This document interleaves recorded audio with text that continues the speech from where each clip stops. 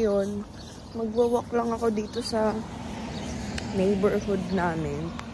Kasi inaantok ako eh. Ayaw ko na matulog. Kaya ayan, magwa-walk lang tayo. Lamig dito. Anong oras na ba? So, it's 4:28 in the afternoon. Ayan. Walang katao-tao dito. Pupunta ako sa lake. Nakita nyo na siya sa unang video ko. Pero ngayon pupunta pa rin ako. Dire-diretso lang tayo dito.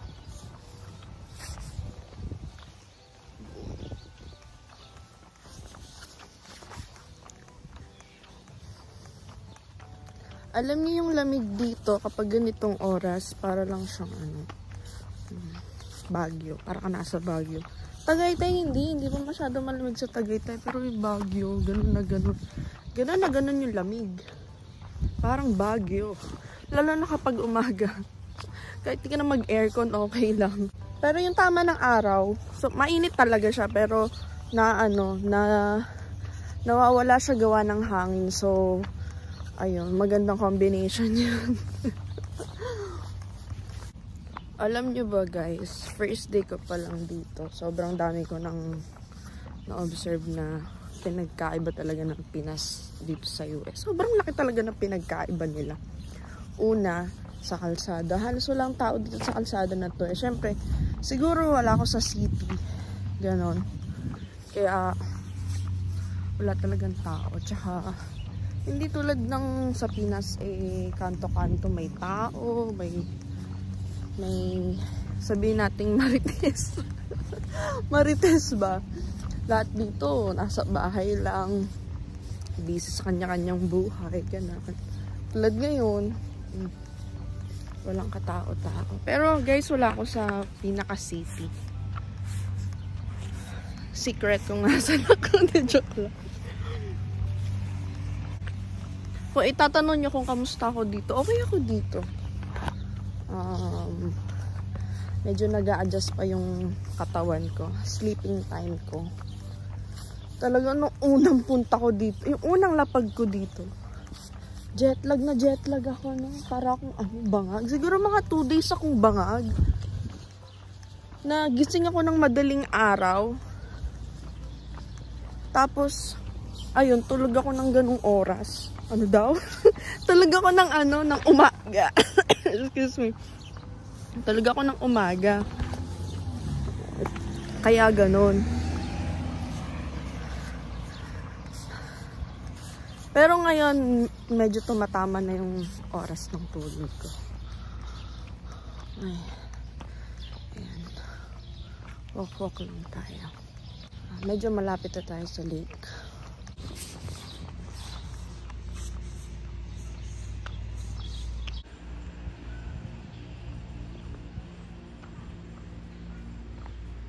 Nandito na tayo sa park. So, gagawa ko lang a week in my life here in Chicago. So, nakikita ko ngayon, medyo madaming andito. And someone is staring at me. Quick tour ko kayo. Meron sila ditong playground na walang nagpe-play. Naku, kung sa Pinas yan, punong-puno yan. Tapos, ayan lang, guys. Ayan yung lake nila. Kita niyo? Ayan.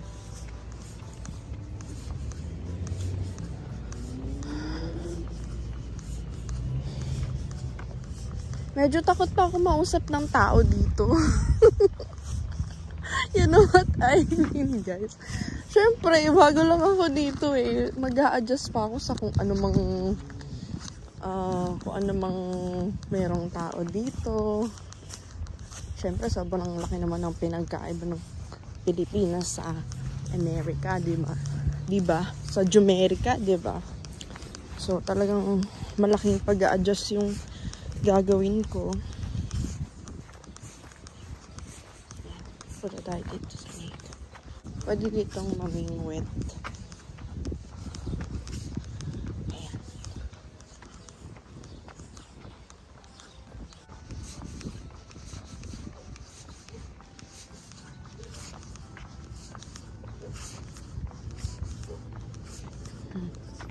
Ganun yung itsura niya. And may boating.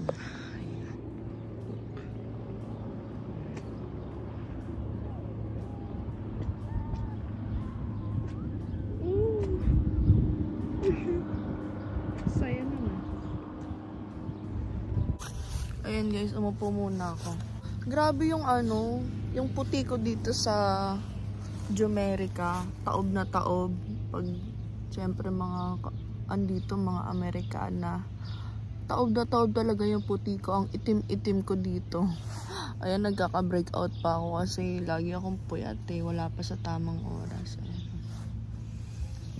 Pero, I hope soon gumanda yung skin ko. Kasi sabi nila, malamig yung lugar, diba? Mas malaki yung chance magaganda yung skin mo. Ganun.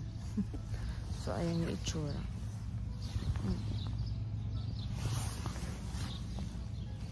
Ilang araw kaya bago ko magkaroon ng kaibigan dito? As yung ibang lahi, yung Amerikano, yung tipong kapitbahay ko lang. Sa mga nagtatanong pala, marami kasi nagtatanong sa akin kung for good na ba ako dito. Opo guys, for good na po ako dito. And sa mga inaya ko, yung mga kaibigan ko na, uy, kape tayo, ganan-ganan. Di ba, may mga inaya ko. Alam niyo kung sino kayo. Tapos mga busy. Tapos hindi kami nagkita. Yun, yung mga nagko-comment ngayon na, oh, anong ginagawa mo dyan? Ba't biglang nandyan ka na? Diyan ka na ba titira? Ah, for good ka na ba dyan? Sabi ko, yes. For good na po ako dito. And maybe next year, I will be back in the Philippines. Next year. Yun ang target ko. So, next year, babalik ako Pilipinas. Pero babalik din ulit ako dito. So, ayun. And surprise! Surprise! Kasi nandito na ako. So, sana di ako manaba dito. Kasi ang sarap na pagkain dito eh. Pagpunta ko dito, mataba na ako. Ang target ko is magpapayat. Kaya medyo nagwo-walk na din ako. Kasi ang taba ng pisngi ko. Ang goal natin dito is maging healthy and maging successful. Nox naman, may gano'n. So, hindi ko alam kung magiging a week in my life pa to. Kasi, ngayong araw pa lang sobrang haba na ng video ko. Pwede bang mapak dito? Mamaya pagalitan ko, mapak ako sa gawin. Kaya siguro pwede naman. Kasi may mga table eh. Pupunta tayo sa playground. Tada! Squirrel.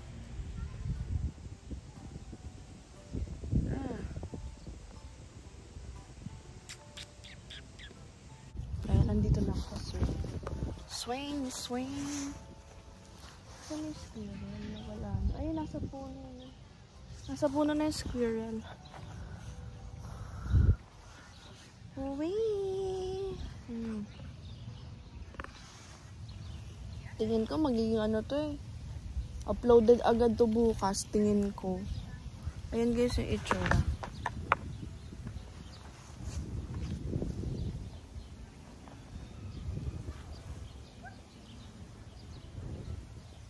Siguro mga 1 month or sabihin 2 weeks. Magkakaroon siguro ko ng kaibigan dito.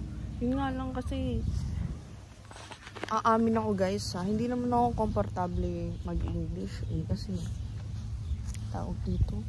Nasa Pinas ako. Lagi lang naman ako nakatagalog. Tsaka hindi ako fluent sa English. Nakakaintindi ako. Nakaka-speak ako. Pero hindi sobrang komportable kasi hindi naman yun yung lagi kong ginagamit nung nasa Pinas ako. Kaya talagang kapag nasa labas ako, dito, makikipag-usap ako sa mga tulad sa supermarket, sa makeup store, mga ano lang tawag dito, short sentence lang yung talagang naibibitaw ko. Hindi yung tipong magkukwento kung gano'n. Kasi pansin ko din sa mga tao dito sa Jumerica, approachable silang lahat. As in talaga, approachable sila. Lagi silang nag-greet. No, ganun din naman sa Pinas. Pero iba yung iba yung greet dito sa Jumerica. Kaya ayun, mag-a-adjust pa tayo. So dito naman tayo, sa iba naman tayong place.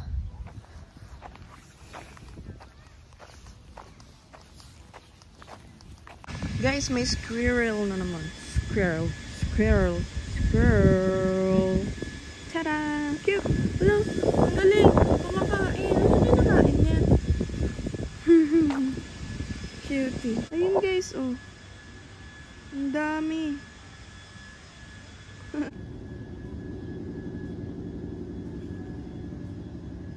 Dito naman tayo sa kabilang side pumunta. Bali, bumalik lang ako sa playground. Kasi medyo kalsada na yun eh. Dito tayo sa kabilang side. Meron pa. Ano pa dito? Tignan natin kung anong meron dito. Dito pa lang ako nakakapunta sa pinaka-lake.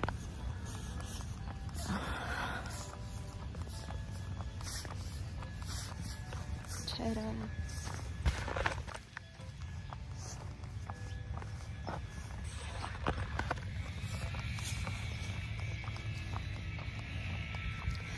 Guys, pwede kayong mag-request kung anong mga video ang pwede ko pang gawin.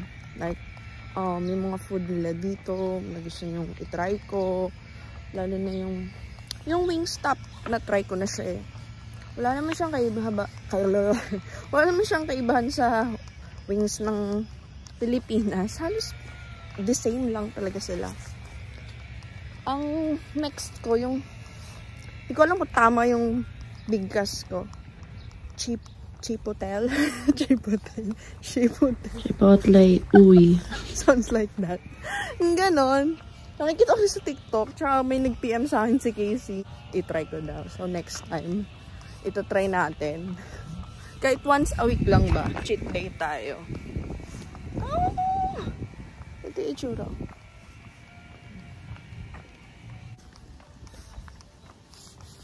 Ang ganda. Tignan nyo. Tada! Mag-selfie ako.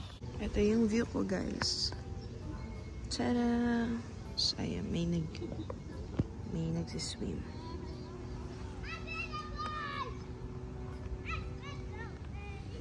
Ito. Ayan. Sabi ko, magwawalk ako, pero pala upo yung ginawa ko dito. Guys, ang taba-taba ako. Huwag niyo ako ibaba siya o tumaba ako. Pero, pag ako pumayat, kuyo kayo sa akin. Maggawa kaya ako ng anong tawag dito? Ano ang tawag doon?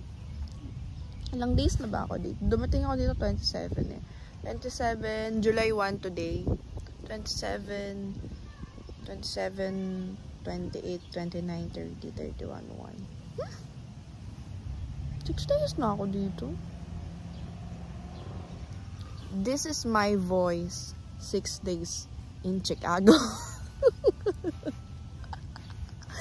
Tignan natin after a year kung may accent na ako or Filipino accent pa rin ako. Say it again. Jodorant. Mother squirrel. Buisit. So, walang tao dito. Kaya pwedeng maging baliw. Let's see. Tsaka medyo nahihirapan ako sa retain na kung ano. Grabe, para kung ano. May mga words ako na hindi ko na bibigkas ng tama, na nagiging iba yung meaning kapag may kausap ako. Hindi nila naiintindihan yung sinasabi ko. Kagawa nitong brace na to, sumasabi. Hindi pala brace, retainer pala. Diba guys, para lang ako nasa golf course. Pero, puwera biro, ang lamig dito. Siguro sa mga taong hindi lalamigin dito. Pero, ang lamig dito. Sobra. Walk lang ulit tayo. May nag-i-skateboard din pala dito. Ayun o. Pauwi na ako. Okay na siguro yun. Naka 15 minutes walk din ako. 15 minutes muna. Tapos susunod jogging na. Ganun. Hindi ko muna kasi binibigla yung sarili ko gawa ng nag-a-adjust pa yung katawan ko dito sa lugar. Kaya ayoko muna biglain yung sarili ko. Ayoko pagudit. Yung pangalang ginawa ko, sakta ng balakang ko. Jogging pa kaya. Ayan. Ganito yung mga bahay dito, diba? Ang cute. Meron dito mga bahay na parang coffee shop yung style. Like, ang daming ilaw na yellow, gano'n. Diba? Gano'n yung mga coffee shop sa Pinas. Gano'n yung mga style ng bahay dito. Kala ko mga coffee shop. Magkakapisan ako. Pero hindi pala. Tsaka, tawag dito. Isa din sa dapat kong matutunan dito is yung mag-drive. Kasera ako sa Pinas, diba? Dito. Mabilis yung speed dito, pero bawal kang maging reckless, tawag nila. Aminado ko, reckless ako. Bawal yung ganun. As in, pag dito ka, nag-drive, magiging mabait ka. Matututo ka magbigay sa daan. Yung pedestrian lane, nire-respetuhin mo. Diba sa atin, pedestrian lane bubusinahan mo pa yung tatawid kasi dadaan ka. Dito hindi. Grabe dito. So, ayan pa lang yung mga sa 6 days na pag-stay ko dito sa Jumerica. Yun pa lang yung mga napansin ko and yung mga natutunan ko sa ibang sakon. Pagkakaiba ng Pilipinas sa Jumerica. So, ayan. And yung mga friends ko na nasa Canada and nandito din sa Jumerica. Na-adapt ko tuloy yung Jumerica kasi may nag-PM sa akin, welcome to Jumerica. Yung classmate ko nung high school, Jumerica daw. Kala ko anong Jumerica? Dito sa US. Welcome sa akin dito sa US and sana maging successful tayo and maging okay ako dito. Ay. So parang talk show lang tayo ngayon. And ayan, bibalitaan ko lang kayo kung ano bang lagay ko dito sa US. And today, as of now, July 1, sa Pinas, magju-July 2 na. Okay ako dito. Okay pa sa okay. Teka, baka nakalagpas na ako sa bahay. Alam ko may mag-iisip tawag dito, house tour. Kunti-kunti lang mag-house tour. Tsaka hindi pa ayos yung bahay talaga. Hindi pa siya fully, basta ayun, hindi pa sobrang ayos ng bahay. Kaya konti-konti lang yung pinapakita kong part ng bahay. And huwag kayong mag-alala, soon mag-house tour tayo. Tignan natin yung mail. Medyo sira na yung mailbox, pero aayusin natin yan. Meron pangalawang Shopee sa Shopee na. Pakita ko din pala sa inyo si Lexi. Ayan. Ayan siya. Tsaka ako napapakita yung loob sa inyo kapag malinis na, tsaka marunong na ako mag-drive. Ayun siya. Ito yung likod ng bahay.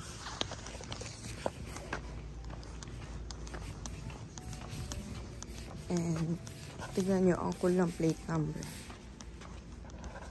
Ayan! Kain tayo ng cherry. Ito yung cherry dito. Ganito pala yung tsura ng totoong cherry.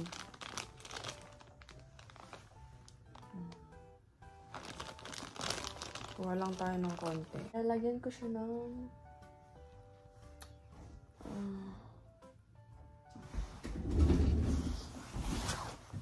asin. Kaso ginawa kong patungan yung salt.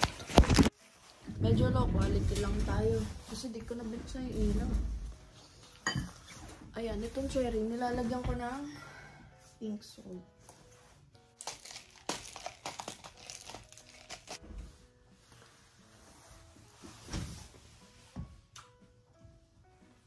so far. Guys, ito yung favorite dark chocolate ko. Ano, dark chocolate things with almonds and sea salt. Member Smart. Nabili sa Sam's. Papay na lang ako ng konti. Tapos, maliligo. And, prepare ng dinner. Kasi ano siya ba? 5:30 na. Pero, araw dito parang ano, alas 3. Dumidilim dito ng 9 p.m. 8:30 mga ganun. 7 sobrang liwanag pa dito. So, ayun na guys. Hanggang dito na lang yung video natin. Abangan yung mga susunod ko pang video. And kung may request kayo, comment lang kayo dyan. Sa social media ko. Mag-comment na kayo. Pwede kayo mag-DM sa akin. Kung ano gusto nyong pagawa. Bye-bye guys! Ano nga yung outro ko?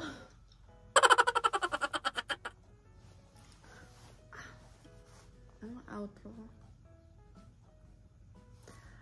Bye guys! Thank you so much for watching. Kung hindi ka pa nakaka-subscribe sa aking channel, mag-subscribe ka na. Pakiclick mo na rin yung bell button dyan sa tabi para ma-notify ka kung may bago akong video. Bye-bye! See you on my next one. I love you all.